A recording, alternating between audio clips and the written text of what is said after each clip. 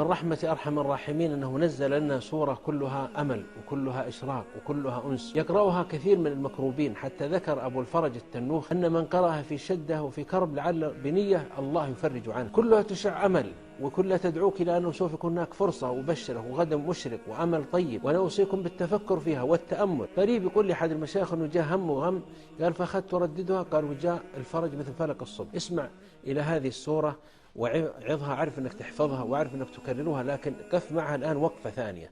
ألم نشرح لك صدرك ووضعنا عنك وزرك الذي أنقض ظهرك ورفعنا لك ذكرك فإن مع العسر يسرا إن مع العسر يسرا فإذا فرغت فانصب وإلى ربك فارغب.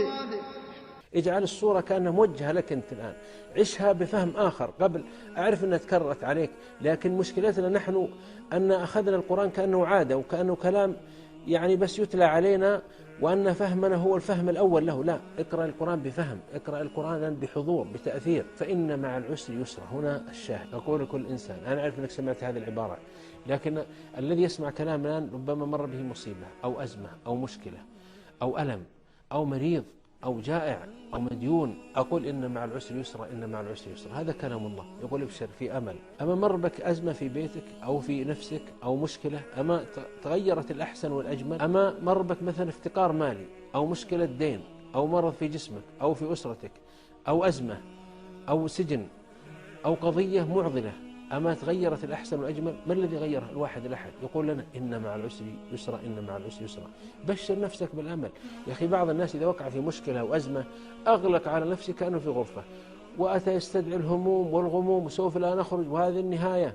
بعض الناس مريض موهوم مسكون بالقلق مشؤوم، يتشائم على نفسه وعلى إخوانه. إذا كان فيها ساعة أنس قال بس والله ما ندري في العواقب.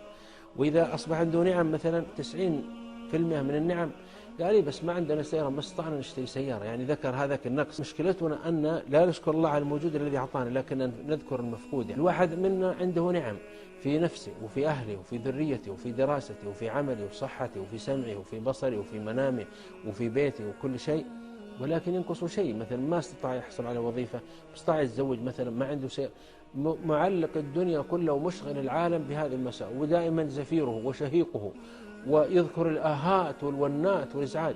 حتى بعضهم الآن مشافى في كل جسمه، لكن عنده ألم بسيط أو عنده مرض زاره مرض في جسمه، أوقف الدنيا لهذا، وكأنه ما نعم، وكأن الله ما أعطاه شيء. ولهذا ينبغي علينا نعدد النعم التي أعطانا الله. وبعدين حدث نفسك يا أخي بالأمل من نعم الله عليك، إنه مهما مر بك من هم، لكن انظر الساعة التي بعدها أو اليوم التي بعده، الله يجدد لك الأمل ويجدد لك البشرى ويأتيك شيء إن شاء الله يسعدك ويفرحك. أنا أبشر المغمومين بفجر صادق بإذن الله. إن مع العسر يسرا، إن مع العسر يسرا. ابشروا بالأمل وابشروا بالفجر الجديد. بالله عليكم، هل يستمر الليل الذي خلقه الله الليل الأسود هذا؟ الفجر بعده، ثم تأتي الصباح، يأتي الصباح بنوره وبهائه وطلته المشرقة وبشمسه المضيئة. فيا إخوة منوا أنفسكم، دائما كرروا إن مع العسر يسرا، إن مع العسر يسرا. هذه الحياة هي حياة جميلة متى ما نظرناها بجمال، ومتى ما توكلنا على الله، ومتى ما جعلنا شعارنا إن مع العسر يسرا، إن مع العسر يسرا.